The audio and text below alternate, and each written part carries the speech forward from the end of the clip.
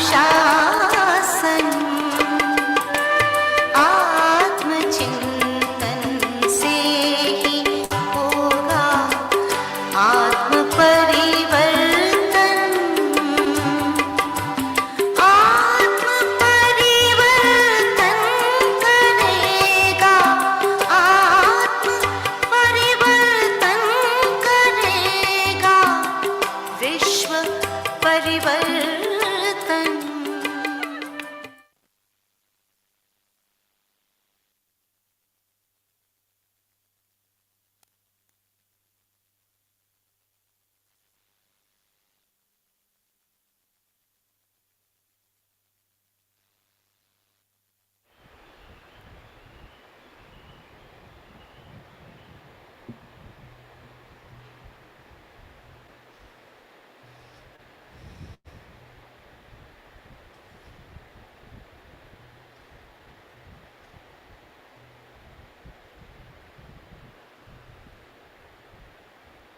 ఓం శాంతి. ఈరోజు మురళి 24/3/2022। मीठे बच्चे, एकांत में बैठ पढ़ाई करो तो धारणा बहुत अच्छी होगी। सवेरे सवेरे उठकर विचार सागर मंथन करने की आदत डालो। మధురమైన పిల్లలరా, ఏకాంతంలో కూర్చొని చదువుకున్నట్లయితే చాలా బాగా ధారణ అవుతుంది. అందుకే కదా మనం ఇక్కడ సెంటర్లో వచ్చి మురళి వింటాం. మురళిని మనకి కాపీలు దొరికిన, యూట్యూబ్లో వచ్చిన, ఇంట్లో వినేటప్పుడు ఏకాంతం అనేది తగ్గుతుంది మనకు. అదే సెంటర్లో అయితే ఏకాంత వాతావరణంలో వింటాం కదా. అలాగే మళ్ళీ ఇంట్లో రిపీట్ చేసుకున్నప్పుడు కూడా ఏకాంతంగా కూర్చొని స్టడీ చేయాలి. చదువు పైన చాలా బాగా ధారణ అవుతుంది. అప్పుడు సవేరే సవేరే ఉట్కర్ విచార్ సాగర్ మంథన్ కర్నేకి ఆదత్ డాలో.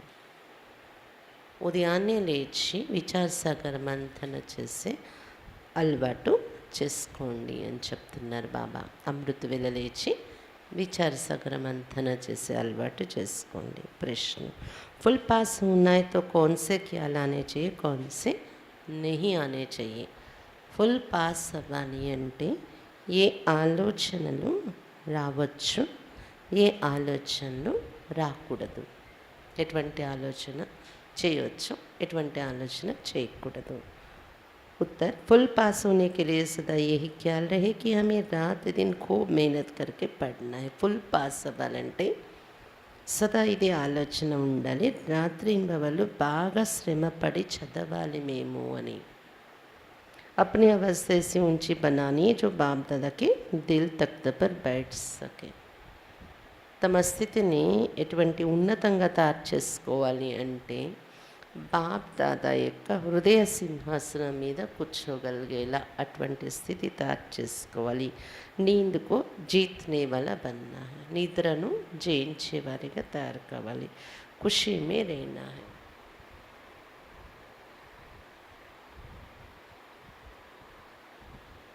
ఖుషీలో ఉండాలి ఎప్పుడు కూడాను. అటువంటి స్థితి తయారు చేసుకోవాలి. బాకీ ఏ ఖ్యాల్ కభీ नहीं आना चाहिए कि ड्रामा में वनसी में जो होगा वो मिल जाएगा. ये ख्याल अलबेला बना देता है. ఏ ఆలోచన ఉండాలి అంటే రాత్రి పగలు శ్రమ పడాలి చదువు కోసం, నా స్థితి ఉన్నతంగా తయారు చేసుకోవాలి, ఖుషీలో ఉండాలి, నిద్రాజీత్ కావాలి, ఇవన్నీ లక్ష్యం పెట్టుకోవాలి మనము. ఏ ఆలోచన ఉండకూడదు అంటే డ్రామాలో ఏది ఉంటే అది దొరుకుతుందిలే, అదృష్టంలో ఏది ఉంటే అది దొరుకుతుందిలే అనే ఆలోచన నడవకూడదు ఎప్పుడు. ఏ ఖ్యాల్ అల్బేలా బనా దేతా. ఇటువంటి ఆలోచన నడిస్తే ఇది మనల్ని అశ్రద్ధలోకి తీసుకెళ్ళిపోతుంది, సోమరులుగా తయారు చేసేస్తుంది. ఏముందిలే, ఏ దొరికితే అదే చాలు అని పురుషార్థం పెద్దగా చెయ్యరప్పుడు కదా. గీత్ ఈరోజు పాట, తుమ్హే పాకి హమ్నే జహా పాలియా హై. నిన్ను పొంది మేము విశ్వాన్ని పొందేము అని పాట. ఓం శాంతి. బచోనే గీత్ కా అర్థ సమజా. పాటల అర్థం తెలిసిందా? నిన్ను పొంది మేము విశ్వాన్నే పొందాము. బాబాని పొంది విశ్వరాజ్యాన్ని పొందుతున్నాము కదా. బేహద్ కే పాప్ సే భీ హమ్కో బేహద్ కా వరస మిల్ రహా హై. అనంతమైన బాబా నుండి అనంతమైన వారసత్వం మనకు లభిస్తుంది. బచ్చే బాప్ సే ఫిర్ విశ్వ కే స్వరాజ్య కా వరస పారే జిస్ విశ్వ కి బాదషాయికు తుమ్సే కోయి చీన్ నా సకే. పిల్లలు బాబా నుండి విశ్వరాజ్య వారసత్వం తీసుకుంటున్న మనము ఆ విశ్వరాజ్యం అనేదాన్ని ఎవ్వరూ మన దగ్గర అపహరించలేరు.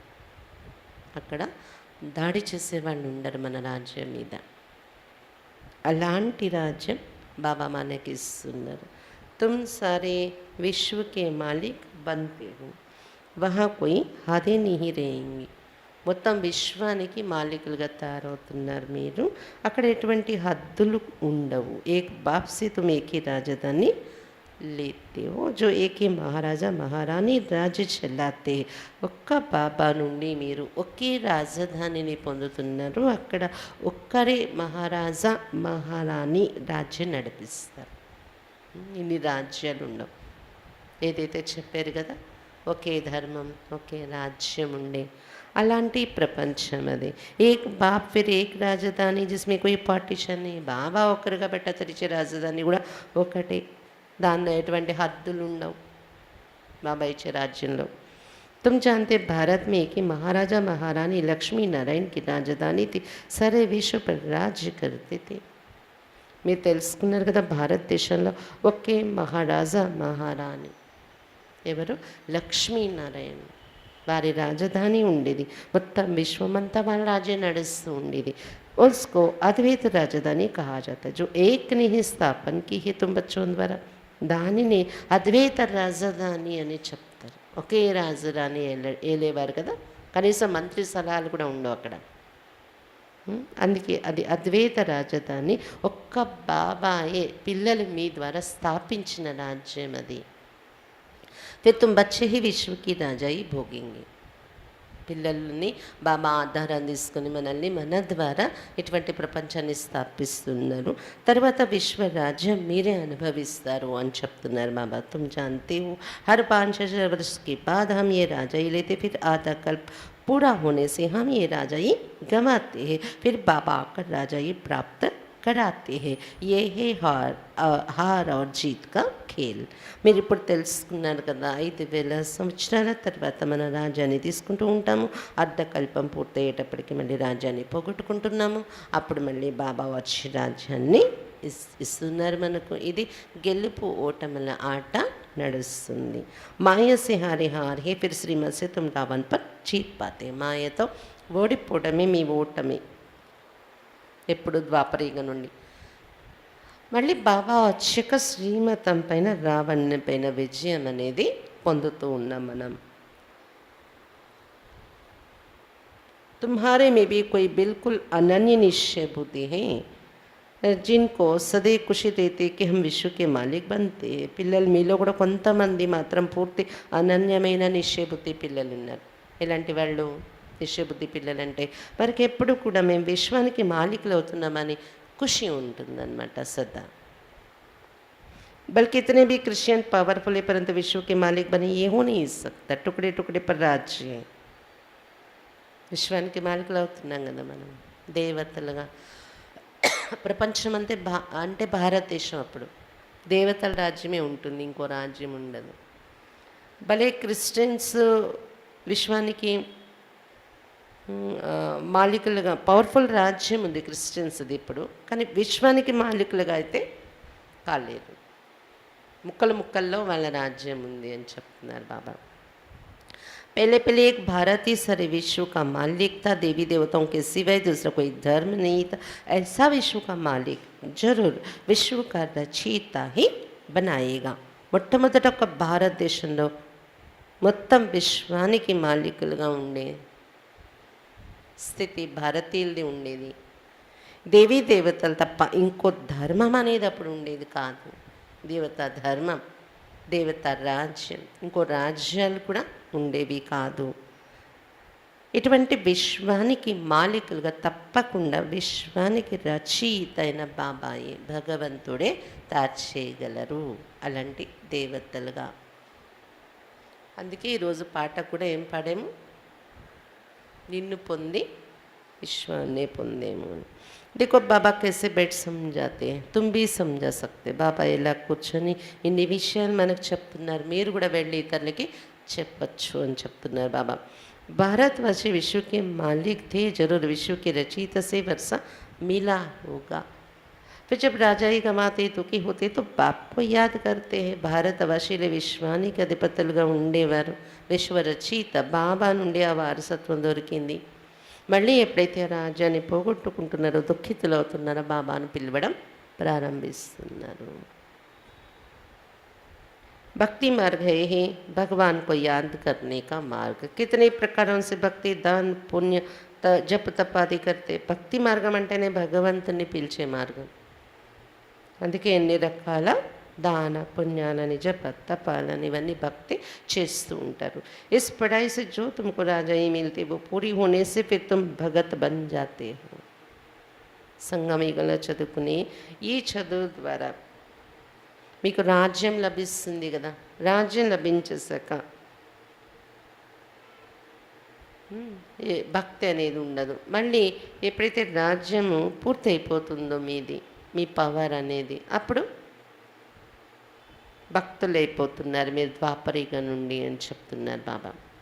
లక్ష్మీ నారాయణకు భగవాన్ భగవती कहते क्योंकि भगवान से राजा ही ली है ना, परंतु बाप कहते उनको भी तुम भगवान भगवती नहीं कह सकते हो. లక్ష్మీ నారాయణలను భగవాన్ భగవతి అని పిలుస్తారు. ఎందుకంటే భగవంతుడు బాబా ద్వారా వాళ్ళ రాజ్యాన్ని తీసుకున్నారు కదా. కానీ బాబా వచ్చి చెప్పినప్పుడు ఏం చెప్తున్నారు, వాళ్ళను కూడా భగవాన్ భగవతి అని పిలవడానికి వీల్లేదు లక్ష్మీనారాయణలను కూడా. ఎందుకంటే మళ్ళీ భగవంతుడు ఒక్కడు అనేది నిరూపణ అవ్వాలంటే లక్ష్మీనారాయణ భగవాన్ భగవతి అన్నారు. ఒకవేళ వాళ్ళని అలా అంటే ఇతర అజారాని తత ప్రజ ఆ 3 కోట్ల దేవతల్ని కూడా భగవాన్ భగవతి అని పిలవాల్సి ఉంటుంది. ఇంతమంది భగవంతుళ్ళైనప్పుడు రచయిత అక్కడ ప్రత్యక్షం కారు. అందుకనే భగవాన్ భగవతి అని పిలువబడే అర్హతులు వాళ్ళకి దొరికినప్పటికీ అలా పిలవం మనం. ఏమంటాం మరి, దేవి దేవతలు అని చెప్తాం. इनको ये राजधानी जरूर स्वर्ग के रचयिता ने दी होगी, परंतु कैसे दी ये कोई नहीं जानते हैं. ఈ దేవతలకు రాజధాని స్వర్గ రచయిత శివ బాబా నుండి దొరికింది కదా, కానీ ఎలా అతడు ఇచ్చారు ఇది ఎవరికి కూడా తెలియదు. तुम सब बाप के अथवा भगवान के बच्चे हो, अब बाप सबको तो राजा ही नहीं देंगे. ये भी ड्रामा बना हुआ है. भारतवासी विश्व के मालिक बनते हैं. బాబా చెప్తున్నారు, ఇప్పుడు మీరందరూ బాబాకు భగవంతుడికి పిల్లలయ్యారు. ఇప్పుడు బాబా అందరికీ రాజ్యం ఇవ్వరు కదా, ఇది కూడా డ్రామా తయారైంది. భారతీయులే విశ్వానికి మాలికులు అవుతున్నారు. భారతీయులే మళ్ళీ బాబా నుండి రాజ్యం పొందడానికి యోగ్యులుగా తయారవుతున్నారు.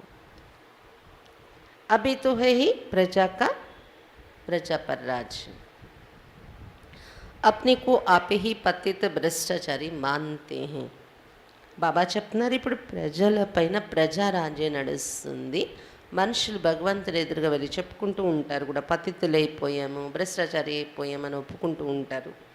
इस पति दुनिया से पार जाने के लिए खवैया को याद करते कि आकर इस వేషాలు శివాలయం లే చలో.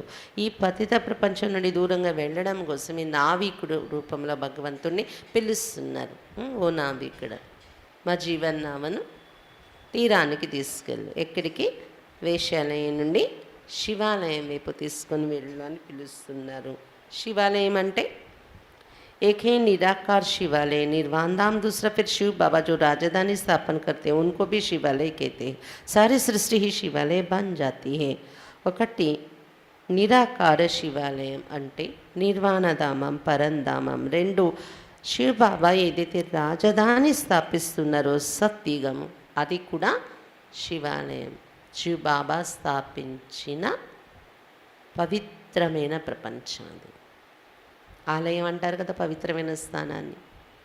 అది శివబాబా స్థాపించారు. అందుకే శివాలయం మొత్తం సృష్టి శివాలయంగా అయిపోతుంది సతీగలో. तो ये साकारी शिवालय सतयुग में, वो है निराकार शिवालय निर्वाण धाम में. ये नोट करो, समझाने के लिए बच्चों को पॉइंट्स बहुत मिलती, फिर अच्छी रीति मंथन भी करना चाहिए. కాబట్టి సతయుగంలో సాకారి శివాలయం అయింది సతయుగ ప్రపంచం. మరి నిరాకారి శివాలయం అయింది నిర్వాణధామం, పరంధామం. ఇటువంటి పాయింట్స్ ఎవరికైనా చెప్పటం కోసం చాలా పాయింట్స్ మురళిల్లో దొరుకుతూ ఉంటే అవి నోట్ చేసుకోండి అంటున్నారు బాబా. తర్వాత దాని మీద చక్కగా మంథన కూడా చేయండి. ఈ పాయింట్తో స్టార్ట్ చేసి ఈ పాయింట్ని ఇలా చెప్తే అర్థమవుతుంది నేను ఎవరికైనా అని ఎలా మంథన కూడా జరుగుతూ ఉండాలి మీకు.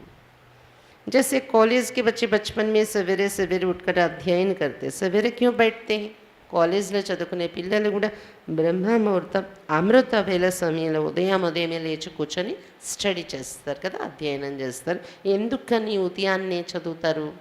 क्योंकि आत्मा विश्राम पाकर रिफ्रेश हो जाती है. एकांत में बैठ पढ़ने से ధారణ अच्छी होती है. ఎందుకంటే ఆత్మ రాత్రి విశ్రాంతి తీసుకొని లేస్తుంది కదా, దాంతో ఫ్రెష్ అయిపోతుంది, రిఫ్రెష్గా ఉంటుంది మైండ్.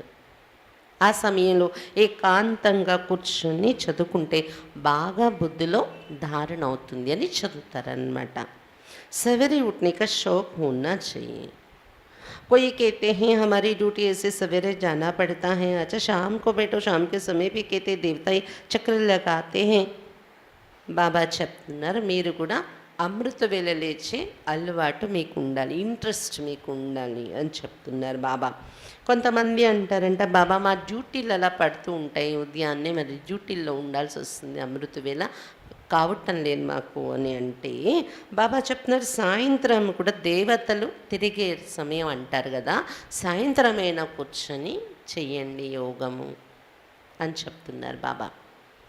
क्वीन विक्टोरिया का वजीर रात को बाहर बत्ती के नीचे जाकर पढ़ता था. बहुत गरीब था, पढ़कर वजीर बन गए. सारा मदार पढ़ाई पर है.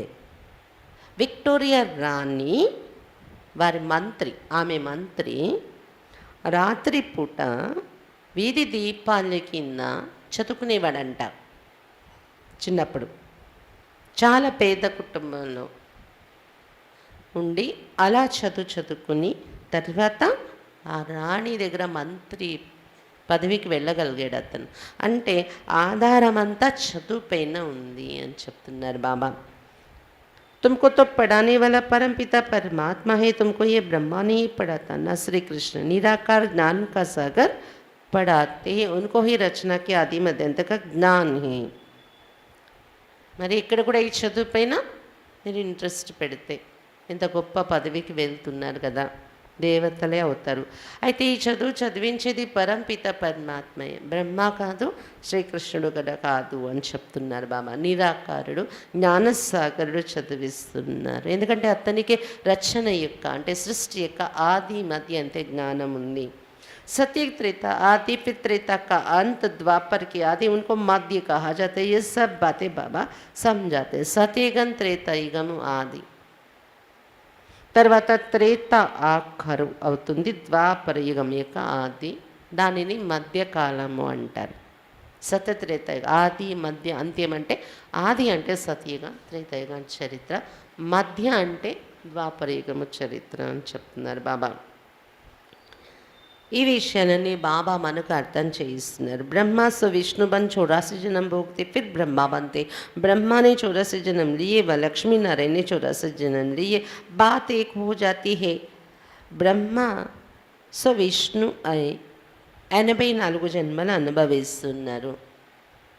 84వ జన్మకు వచ్చేటప్పటికి ఇతడే బ్రహ్మ అవుతూ ఉన్నారు విష్ణుయే. అంటే బ్రహ్మ 84 జన్మలు తీసుకున్నారు అన్న, విష్ణు 84 జన్మలు తీసుకున్నారన్న విషయం ఒక్కటే. ఎందుకంటే ఒకరే కదా, ఇతని ఆత్మే. సతయుగంలో విష్ణు, ఇప్పుడు బ్రహ్మ అయి ఉన్నారు కలియుగంలో. इस समय तुम ब्राह्मण वंशावली हो, फिर तुम विष्णु वंशावली बनेंगे, फिर गिरते गिरते तुम शूद्र वंशावली बनेंगे। ये सब बातें बाप ही बैठ समझाते हैं। ఈ సమయంలో మీరు బ్రాహ్మణ వంశావళి అయ్యారు, తర్వాత మీరే విష్ణు వంశావళిగా తయారవుతారు, తర్వాత కింద పడుతూ పడుతూ శూద్ర వంశావళి అయిపోతారు కలియుగంలో। ఈ విషయాలన్నీ బాబాయ్ కూర్చొని అర్థం చేయిస్తున్నారు। तुम जानते हो हम आए हैं बेहद के बाप से श्रीमत पर चल विश्व के महाराजा महारानी बनने के लिए। మీరు తెలుసుకున్నారు కదా, అనంతమైన బాబా నుండి శ్రీమతం తీసుకుని శ్రీమతంపై నడుస్తూ విశ్వ మహారాజా మహారాణిగా తయారవడానికి మేము వచ్చాము అని తెలుసుకున్నారు కదా। ప్రజా भी विश्व की मालिक ठहरी, इस पढ़ाई में बड़ी होशियारी चाहिए। ప్రజలు కూడా విశ్వానికి మాలికులే అంటారు కదా సత్యగంలో। బాబా చెప్తున్నారు ఈ చదువులో చాలా తెలివిగా ఉండాలి। जितना पढ़ेंगे पढ़ाएंगे उतना ऊंच पद पाएंगे। ये बेहद की पढ़ाई सबको पढ़ना है। ఎంత బాగా ఈ చదువు చదువుకుంటారో చదివిస్తారో అంత ఉన్నత పదవి పొందగలరు। ఇది అనంతమైన చదువు, అందరూ చదువుకోవాలి అని చెప్తున్నారు బాబా। सब एक से ही पढ़ते, फिर नंबरवार कोई तो अच्छी धारणा करते, कोई को जरा भी धारणा नहीं होती। नंबरवार सब चाहिए। అందరూ ఒక శివ బాబా నుండి చదువుకునే చదువు ఇది। అయితే చదివించేవారు ఒక్కరే అయినా ఒకే మురళి నుండి బాబా అందరికీ చదువు ఇస్తున్నాం। ధారణ చేసుకున్నప్పుడు కొంతమందికి బాగా ధారణ అవుతుంది, కొంతమందికి కొంచెం కూడా ధారణ అవటం లేదు, నిలబడటం లేదు బుద్ధిలో జ్ఞానం। నంబర్ వారీగా మరి అందరూ కావాలి, అన్ని రకాల వారు కూడా ఇక్కడ అని చెప్తున్నారు బాబా। राज्य కదా, राजाओं के आगे दास दासियाँ भी चाहिए। दास दासियाँ तो महलों में रहते, प्रजा तो बाहर रहती है। దాస దాసీలు కూడా కావాలి కదా రాజుల దగ్గర। మరి చదువులో డల్గా ఉన్నవాళ్ళు ఆ పదవుల్లో భర్తీ అవుతారు, అందరూ కావాలి కదా। మరి దాసదాసీలు ఇంకా నయం మహల్లో ఉంటారు రాజు రాణి దగ్గర, ప్రజలైతే అంతఃపురం బయట ఉంటారు కదా అంటున్నారు బాబా। सब कामनाएं पूर्ण हो जाती हैं। प्रजा तो बाहर रहते, वहाँ महल बहुत बड़े बड़े होते, ज़मीन बहुत है, मनुष्य थोड़े, अनाज भी बहुत होता है। सब कामनाएं पूर्ण हो जाती हैं, पैसे के लिए कभी दुखी नहीं होते। पैराडाइज नाम कितना ऊंचा है। బాబా చెప్తున్నారు అక్కడ మీ భవనాలు చాలా పెద్ద పెద్ద ఉంటాయి సత్యగంలో, జాగాలు కూడా పెద్ద ఉంటాయి కదా। మనుషులు చూస్తే తక్కువ మంది ఉంటారు, పెద్ద పెద్ద భవనాలు ఉంటాయి గోపురాలతో, మళ్ళీ అంతస్తులు కట్టుకోరు పైన। అక్కడ ఆహార దినుసులు కూడా చాలా ఉంటాయి, మీకు పంట పాడి అక్కడున్న జనాలకి తినగా ఇంకా మిగిలిపోయేంత ఉంటుంది కదా। భూమి కూడా చాలా సారవంతంగా ఉంటుంది కదా, పంట కూడా బాగా వస్తుంది। అన్ని కామనలు మీ మనోకామనలు పూర్తయిపోతాయి అనుకోండి, అంత బాగుంటుంది మీ రాజ్యంలో అక్కడ సత్యగంలో। ధనం కోసం ఇప్పుడు దుఃఖిగా అవ్వరు వాళ్ళు, అయ్యో డబ్బు తక్కువ ఉంది ఎలాగా అని।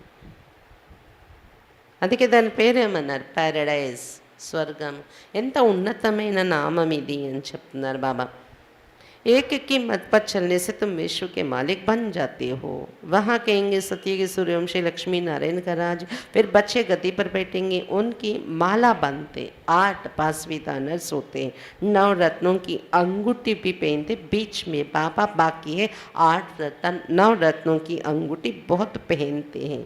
ये देवताओं की निशानी समझते हैं। शिव बाबा ఒక్కరి మతం పైన మనం నడవడం వల్లనే విశ్వానికి మాలికులుగా తయారవుతున్నాము। అక్కడ ఏమంటారు, సతీగి సూర్యవంశి లక్ష్మీనారాయణల రాజ్యము అని చెప్పుకుంటారు కదా। సతీగి సూర్యవంశి లక్ష్మీనారాయణల రాజ్యం, తర్వాత వాళ్ళ పిల్లలు సింహాసనం మీద కూర్చుంటారు। అలా 8 మంది వంశపారంపర్యంగా రాజాయి కూర్చుంటారు। సతీగని 8 జన్మాలు కదా, 8 మంది పాస్వీదా నర్సన్ లెక్క, 8 జోడీలు। వారిని అలా తయారు చేసేవారు శివ్ బాబా 9వ రత్నం కలిపి నవరత్నాల ఉంగరాలు పెట్టుకుంటూ ఉంటారు అని చెప్తున్నారు బాబా।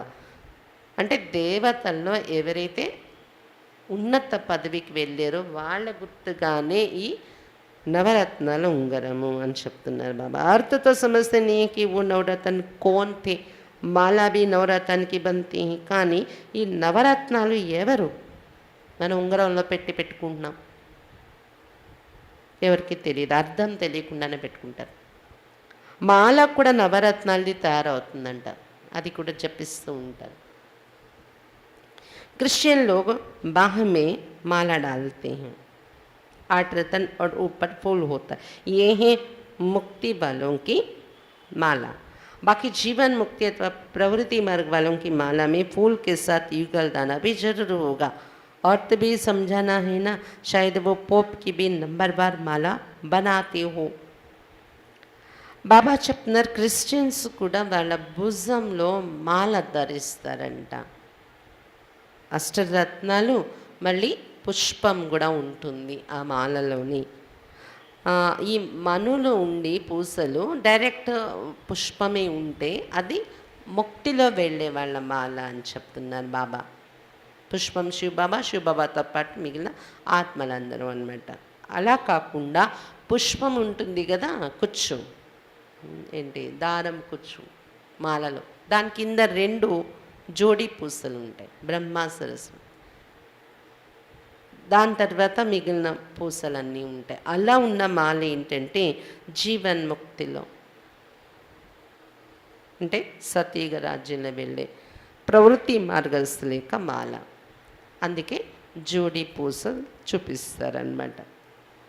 ఏ మాల ఏంటనే అర్థం కూడా చెప్పాల్సి ఉంటుంది కదా. మరి క్రిస్టియన్స్ ఎందుకు ఆ మాల వేసుకుంటారు, మాల పట్టుకొని చెప్పిస్తారు అంటే, ఏమో మనది లక్ష్మీనారాయణది ఫస్ట్ సెకండ్ అలా 8 మందిని మనము యాదగారుగా మాలలో పెట్టినట్టు వాళ్ళు ఏమైనా పోప్ యొక్క నంబర్ వారు మాల తయారు చేసుకుంటారేమో, ఫస్ట్ పోపు సెకండ్ పోప్ అలా అనుకుంటారేమో అంటున్నారు బాబా.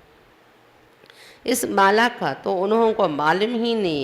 वास्तव में माला तो यही है जो सभी फेरते. ఈ మాల కోసం వాళ్ళకి తెలియదు, వాస్తవానికి మాల ఇది అందరూ తిప్పేది దేవతలుగా తయారైన వారిదే.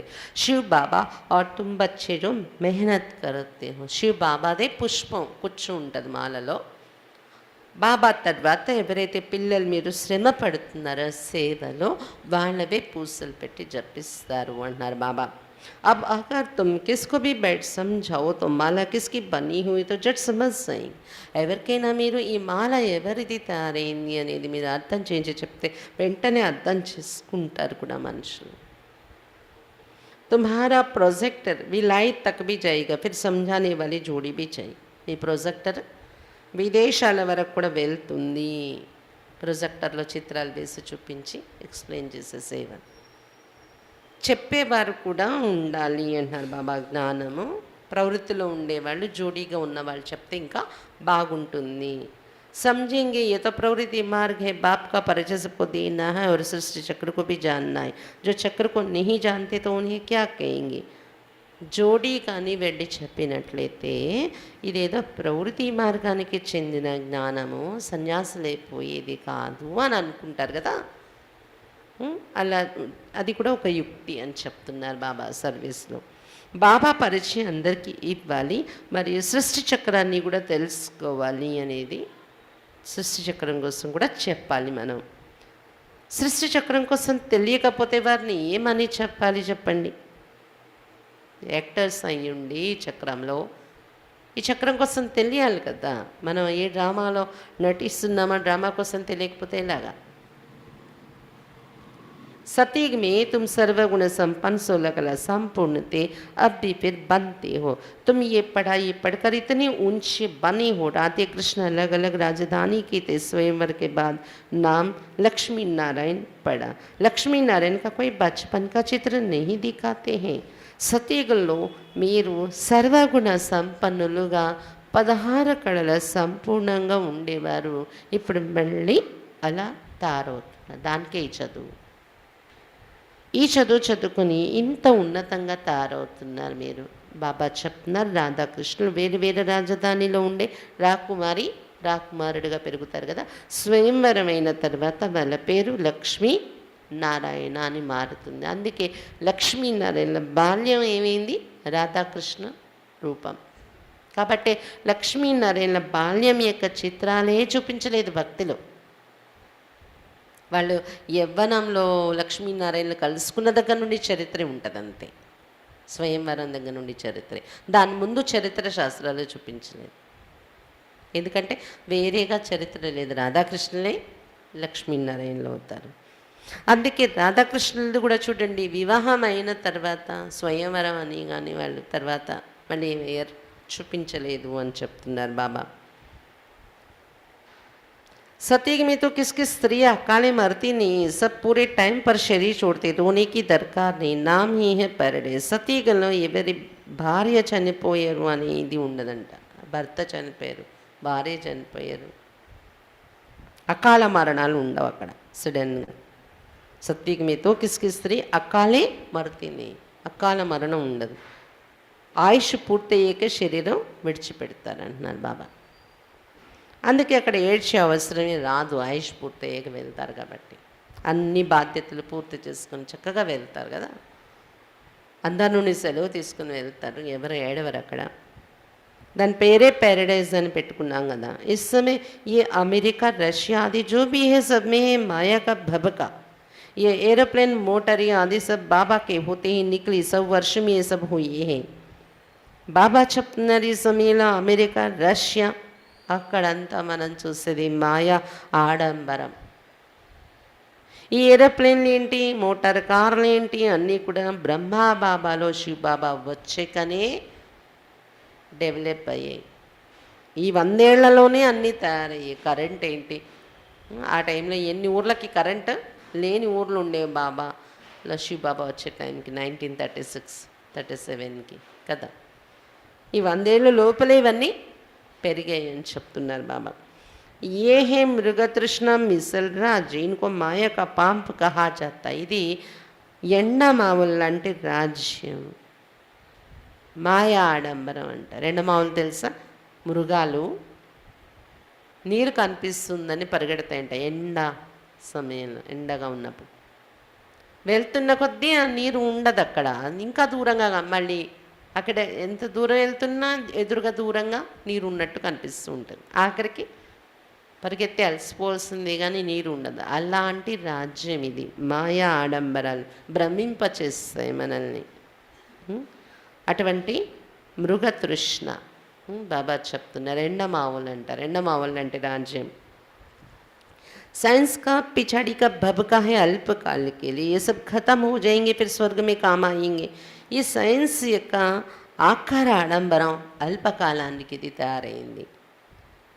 తర్వాత ఇదంతా వినాశనం అయిపోతుంది. మళ్ళీ ఈ సైన్స్తోనే వినాశనం అవుతుంది. మళ్ళీ తర్వాత స్వర్గంలో మీరు జన్మలు తీసుకుంటారు కదా, అంటే స్వర్గం అంటే ఆకాశం మీద ఎక్కడ లేదు, ఇక్కడే. అప్పుడు మీకు ఈ సైన్స్ బాగా ఉపయోగపడుతుంది. అక్కడ వినాశనానికి దారితీసేలా ఉండదన్నమాట సైన్స్. माया के पाप से खुशी भी मनाएंगे तो विनाश भी होगा. अब तुम श्रीमत से राजा ही ले रहे हो. మాయా ఆడంబరాలతో ఖుషి కూడా జరుపుకుంటున్నారు ఇప్పుడు. సైన్స్ సాధనాలు మాయా ఆడంబరంతో వినాశనం కూడా జరుగుతుంది దీంతో. బాబా చెప్తున్నారు, మీరైతే ఇప్పుడు బాబా శ్రీమతం మీద నడుచుకుంటూ రాజ్యాన్ని తీసుకుంటున్నారు. ఓ రాజా हमसे कोई भी छीन नहीं सकता, वहाँ कोई उपद्रव नहीं होगा क्योंकि वहाँ మాయా ही नहीं. ఎలాంటి రాజ్యం బాబా నుండి తీసుకుంటున్నాం అంటే ఎవ్వరూ అపహరించలేరు. దండెత్తి దాన్ని జయించి అపహరించారని ఉండదు. ఎలాంటి ఉపద్రవాలు, ప్రకృతి ఆపదలు రావు. ఎందుకంటే మాయా అనేది అక్కడ ఉండదు అని చెప్తున్నారు బాబా. बाप समझाते बच्चे अच्छी तरह पढ़ो, परंतु साथ साथ बाबा ये भी जानते कि कल पहले मुआफ़ी की सबको पढ़ना है. బాబా చెప్తున్నారు, పిల్లలారా చక్కగా ఈ చదువుకోండి. కానీ బాబాకి ఇది కూడా తెలుసు, కల్ప పూర్వం మాదిరిగానే అందరూ చదువుకుంటారు. ఎంత బాబా చెప్పినా పాత్ర ఉండాలి కూడా. जो सीन कल पहले चली वही अब चल रही. नर्क को स्वर्ग बनाने का कल्याणकारी पाठ कल्प पहले मुआफिक ही चल रहा है. కల్ప పూర్వం ఏదైతే సీన్ నడిచింది డ్రామాలో అంతా ఇప్పుడు మళ్ళీ అదే నడుస్తుంది. అంటే నరకాన్ని స్వర్గంగా తయారు చేసే బాబా యొక్క ఈ కళ్యాణకారి పాత్ర కూడా కల్పపూర్వ మాదిరిగానే ఇప్పుడు నడుస్తుంది అని చెప్తున్నారు బాబా. बाकी जो इस धर्म का नहीं होगा उसको ये ज्ञान बुद्धि में बैठेगा ही नहीं.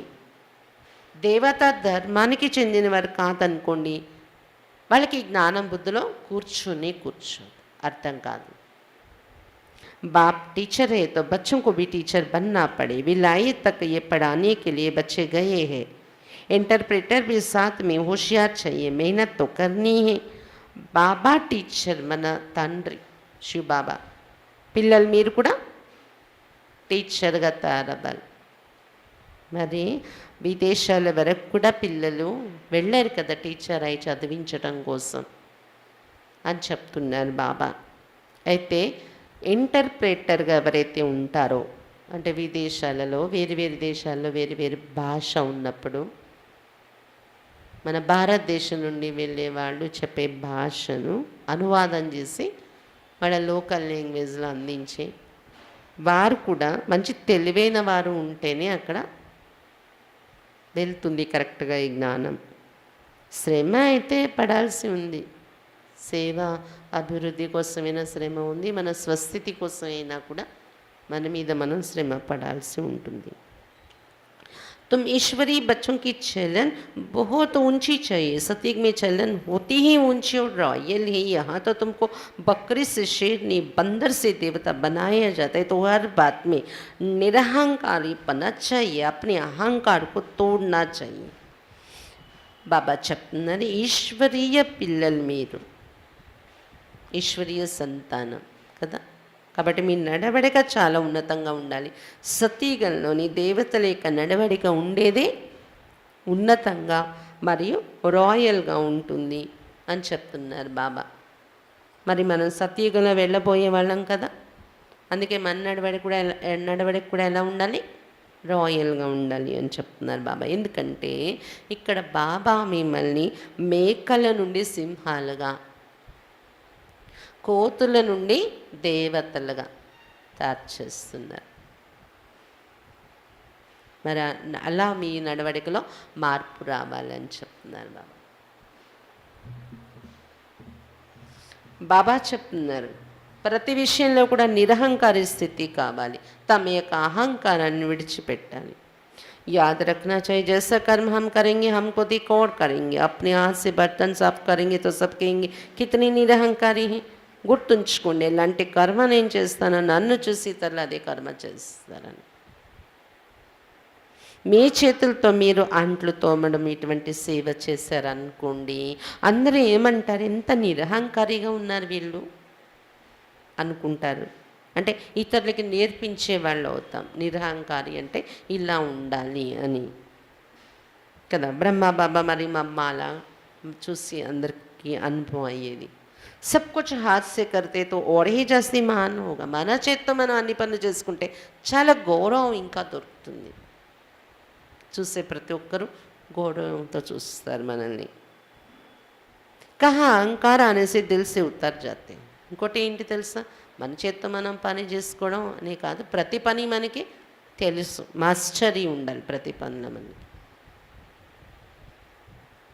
అప్పుడు చాలా విలువ ఉంటుంది మనకి, గౌరవం అనేది ఉంటుంది. ఈ పని నాకు తెలుసు, ఈ పని అంటే నాకు ఏంటో తెలీదు అని కాకుండా ప్రతి పనిలో కూడా నేర్చుకునే తత్వం, మాస్టరీ ఉండాలి మనకు. కహా అహంకారం అనేసి తెలిసి ఉత్తర్ జాతే. కానీ ఎక్కడైనా అహంకారంలో వచ్చాము అంటే బాబా హృదయం నుండి కింద దిగిపోతాం. जब तक ऊंची अवस्था नहीं बनी तो दिल पर नहीं चढ़ेंगे तो तख्त पर बैठेंगे कैसे. ఎంతవరకు ఉన్నత స్థితి మనది తయారు చేసుకోమో, బాబా హృదయంలో ఎంతవరకు ఎక్కమో అంతవరకు రాజసింహాసనం మీద ఎలా కూర్చుంటారు వెళ్ళి అని చెప్తున్నారు బాబా. नंबरवार मर्तबे तो होते हैं ना, जिनके पास बहुत धान्य है तो फर्स्ट क्लास महल बनाते, गरीब थोड़ी बनाएंगे. इस कारण अच्छी तरह से पढ़कर फुल पास हो अच्छा पद पाना चाहिए. నంబర్వారి పదవులు ఉంటాయి కదా, అక్కడ కూడా వెళ్ళలేక ఎవరి దగ్గర అయితే ధనము చాలా ఉంటుందో వాళ్ళు భవనాలు ఫస్ట్ క్లాస్ అయినవి కట్టుకుంటారు కదా, పేదలు గుడిసెలో ఉంటారు. మరి మీరు కూడా ఏం కావాలి, ఇప్పుడు ఏం కావాలి, మహల్ కావాలా? భవనాలు పెద్దవి పొందాలంటే ఏం చేయాలి? బాగా చదువుకోండి. స్వర్గంలో వెళ్ళి మంచి భవనాల్లో నివసించాలంటే ఈ చదువుకొని ఫుల్ పాస్ అయి చూపించండి, మంచి పదవి పొందండి అని చెప్తున్నారు బాబా. ऐसा नहीं कि जो ड्रामा में होगा अथवा जो नसीब में होगा ये ख्याल आने से ही नापास हो जाएंगे. నసీబ్కు బడానా ఇలా ఆలోచించి కూర్చోకండి. డ్రామాలో ఏది ఉంటే దొరుకుతుందిలే, అదృష్టంలో ఏది ఉంటే దొరుకుతుందిలే, ఏది దొరికితే అదే చాలు, స్వర్గంలోకి అయితే వెళ్ళిపోతాం కదా అంటే వాళ్ళు ఫెయిల్ అయ్యే స్టూడెంట్సే. ఈ చదువులో జాయిన్ అయ్యామంటే మనము మన అదృష్టాన్ని పెంచుకునే ప్రయత్నం చేయాలి కదా. రాత్రి దిన్ खूब मेहनत कर पढ़ना है. రాత్రి వాళ్ళు బాగా శ్రమపడి చదవాలి, శ్రద్ధ పెట్టాలి. नींद को जीतने वाला बनना है. रात को विचार सागर मंथन करने से तुमको बहुत मज़ा आएगा. నిద్రను జయించే వారిగా తయారవ్వాలి. రాత్రి విచార సాగర్ మంతన చేయటం వలన మీకు చాలా మజా వస్తుంది అని చెప్తున్నారు బాబా. बाबा को कोई बतलाते नहीं कि बाबा हमेशा विचार सागर मंथन करते हैं, तो बाबा समझते कि कोई उठता ही नहीं है. బాబా చెప్తున్నారు, అమృత వేళ మీరు ఎంత వీలుంటే అంత త్వరగా లేచి విచార సాగర్ మంతన చేస్తే చాలా మజా ఉంటుంది ఆ పురుషార్థంలోని. బాబాకు ఎవరు ఇది సమాచారం చెప్పట్లేదు, బాబా మేము ఈ మాదిరిగా విచార సాగర్ మంతన చేస్తున్నాము, అప్పుడు మాకు ఇలా నష ఎక్కుతుంది అని సమాచారం బాబా దగ్గర రావాలి కదా. లేకపోతే బాబా ఏమనుకుంటారు, వీళ్ళు ఎవరు లేవడమే లేదు, జ్ఞానం కోసం అంతనే చేయట్లేదు అనుకుంటారు బాబా. शायद इनका ही पाठ है विचार सागर मंथन करने का. नंबर 1 बच्चा तो यही है ना. बहुशा ब्रह्मा बाबा के ఆ విచార సాగర్ మంథన్ చేసే పాత్ర ఉందేమో మరి. బాబా అయితే కిరీట్ 1 గంట 2 నుండి అయితే కూర్చుండిపోయేవారు బాబా. 1 గంటన్నర 2 మంథన చేసేవారు బ్రహ్మా బాబా. నంబర్ 1 బచ్చా కదా మరీనా అని చెప్తున్నారు బాబా. बाबा अनुभव बताते, उठकर याद में बैठे ऐसे ऐसे ख्याल किए जाते, ये सृष्टि का चक्र कैसे फिरता है. ऊंचे ते ऊंचा बाबा है, फिर सूक्ष्म वतनवासी ब्रह्मा विष्णु शंकर, फिर ब्रह्मा क्या है विष्णु क्या है, ऐसे ऐसे విచార సాగర్ మంథన్ करना चाहिए. బ్రహ్మా బాబా తన అనుభవం కూడా మనతో షేర్ చేసుకుంటూ ఉంటారు మురళిలో.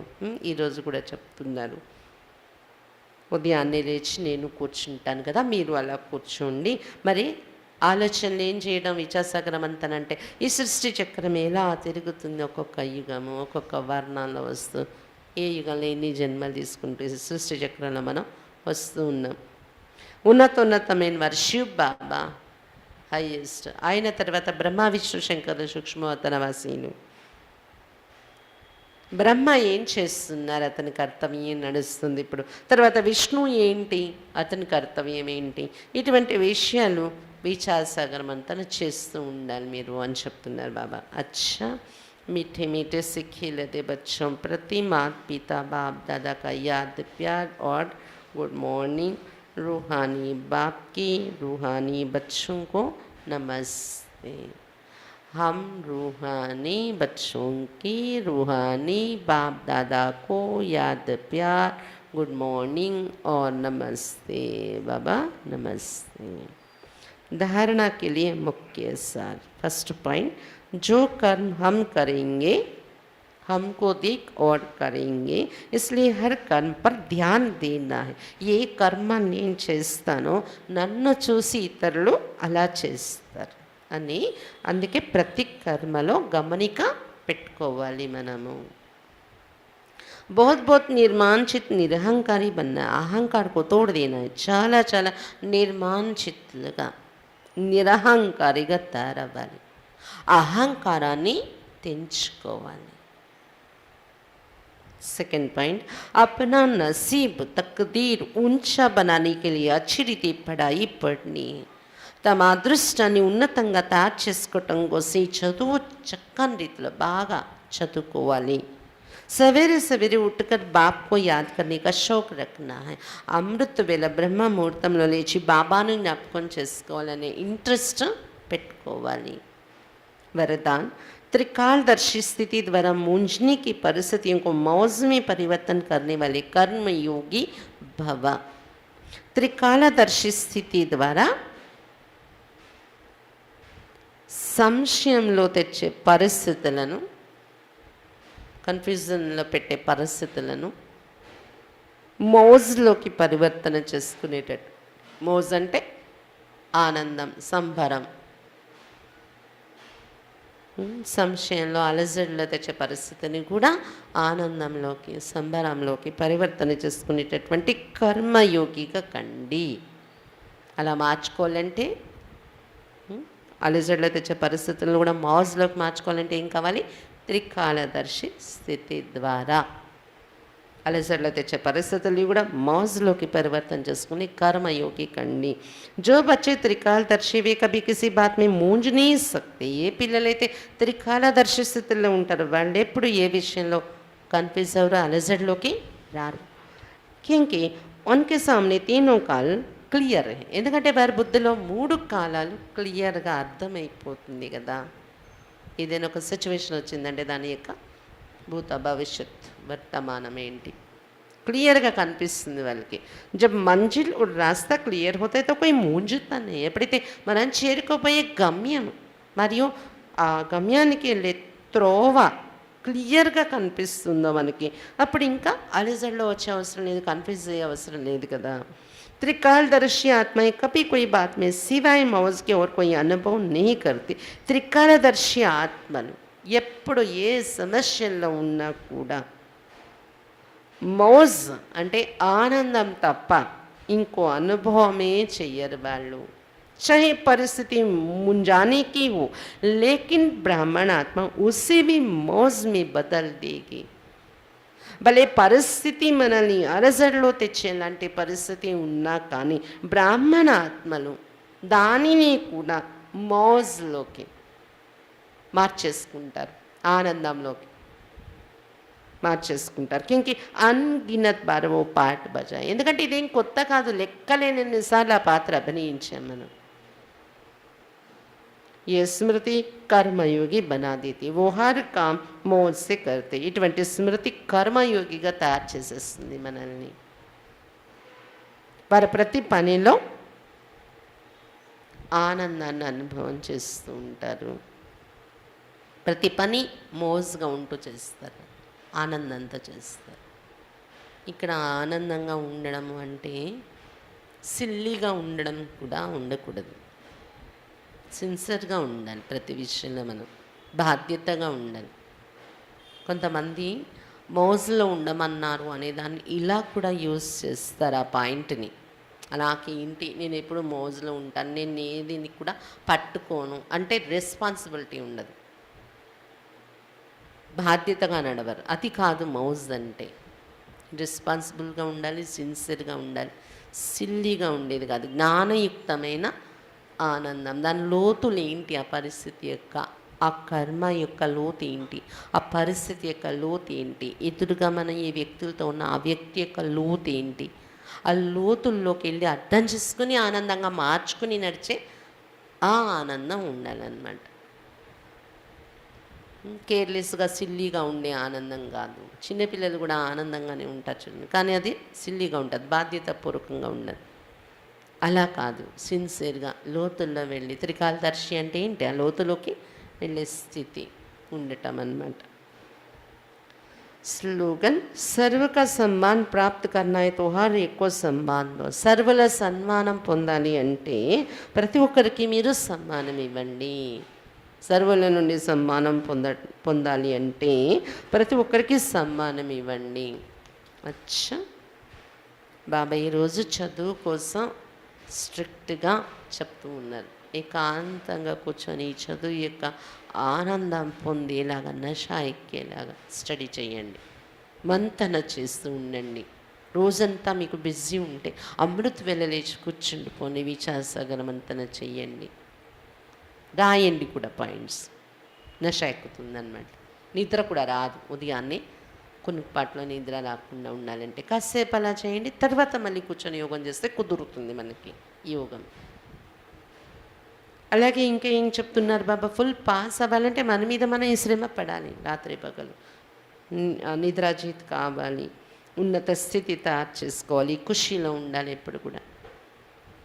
ఇంకా ఏ ఆలోచన ఉండకూడదు ఇక్కడ అంటే, ఏ ఏ పదవి ఉంటే అది దొరుకుతుందిలే, అదృష్టంలో ఏది ఉంటే అది దొరుకుతుందిలే, డ్రామాలో ఏది ఉంటే అది దొరుకుతుందిలే, ఏదో స్వర్గంలోకి వెళ్ళిపోతాం కదా, అలాంటి ఆలోచన రావడం అంటే పురుషార్థంలో అల్బేలాగా ఉండడము అని చెప్తున్నారు బాబా.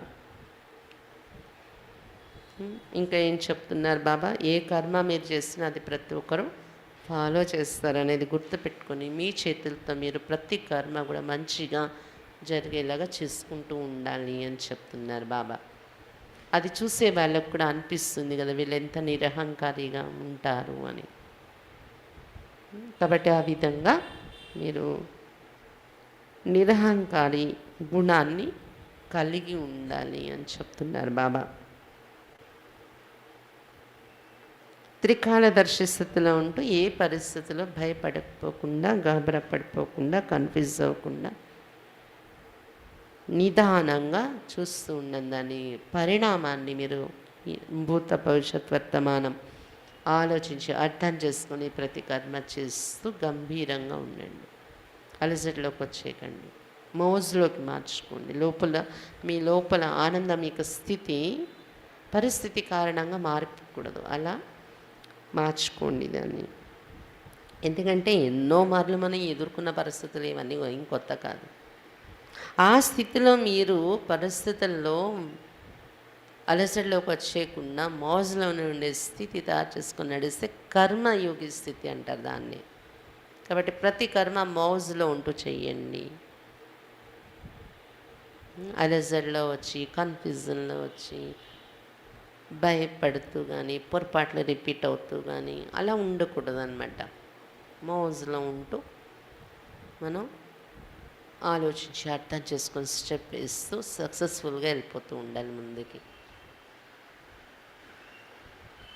స్లోగన్ బాబా ఏం చెప్తున్నారు, అందరి సన్మానం పొందాలంటే ప్రతి ఒక్కరికి మీరు సన్మానం ఇస్తూ ఉండండి అని చెప్తున్నారు బాబా.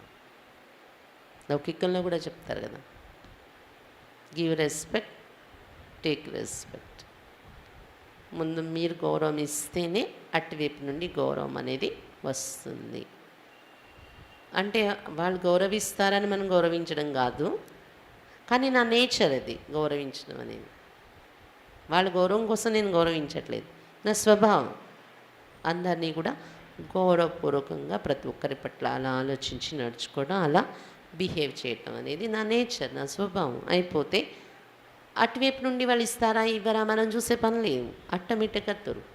ఈరోజు మురళిలో ఇంకోటి బాబా ఏం చెప్పారు, ఎంతైతే మీ చేతితో మీరు ప్రతి పని చేసుకోగలిగే స్టేజ్ మీద తయారు చేసుకుంటారో అంత ఎదుట వాళ్ళ గౌరవం అనేది మీ మీద పెరుగుతుంది, రెస్పెక్ట్ అని చెప్తున్నారు బాబా.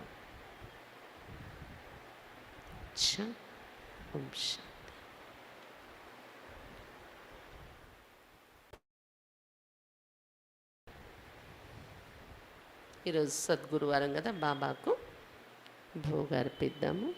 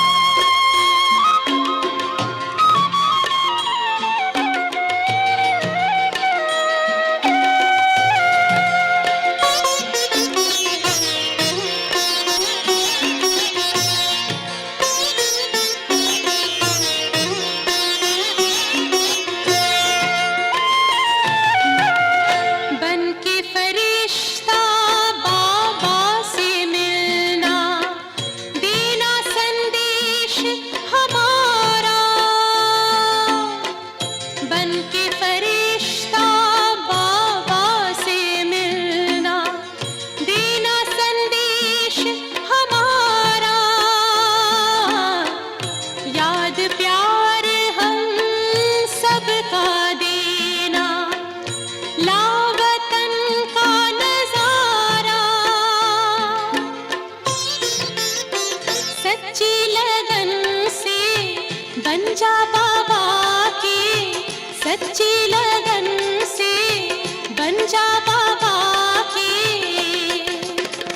तू गले को हार, उड़ जा प्यारे वतन में, नीले अंबर के उस पार, हो नीले अंबर के उस पार।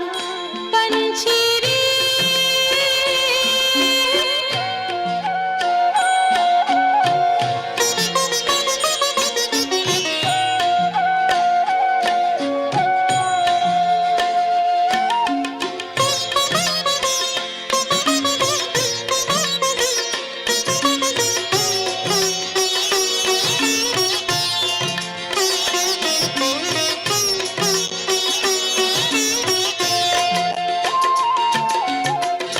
ओ बाबा तुम मात पिता हो, तुम ही हो जग के तारनहार। ओ बाबा तुम मात पिता हो, तुम ही हो जग के तारनहार। दुख हरता तुम सुख करता हो, गुणों के भंडार। हम सब बच्चे गाते हैं तेरी, हम सब बच्चे गाते हैं तेरी महिमा अपरंपार। उड़ जा प्यारे वतन में, नीले अंबर के उस पार, नीले अंबर के उस पार।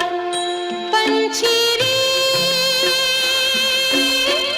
उड़ जा प्यारे वतन में, नीले अंबर के उस पार, नीले अंबर के उस पार, हो नीले अंबर के उस पार, नीले अंबर के।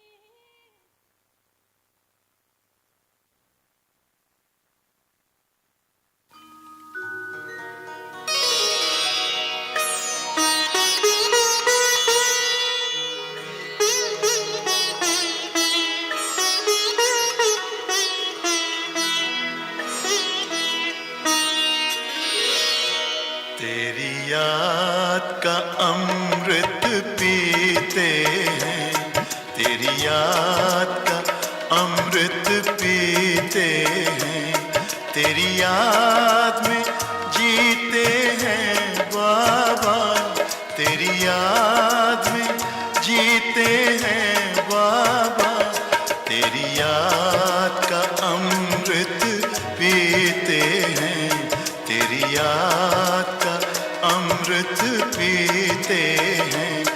रहे याद सदा ही साथ तेरी, रहे याद सदा ही साथ तेरी।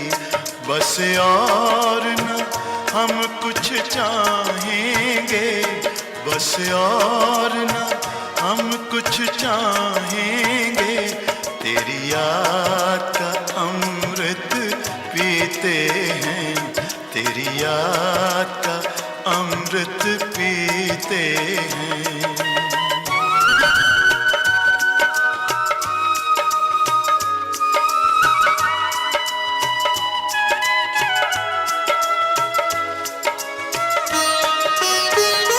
जो पल बीते तेरी यादों में, जो पल बीते तेरी यादों में, वो पल अविनाशी होते हैं, वो पल अविनाशी खामोशी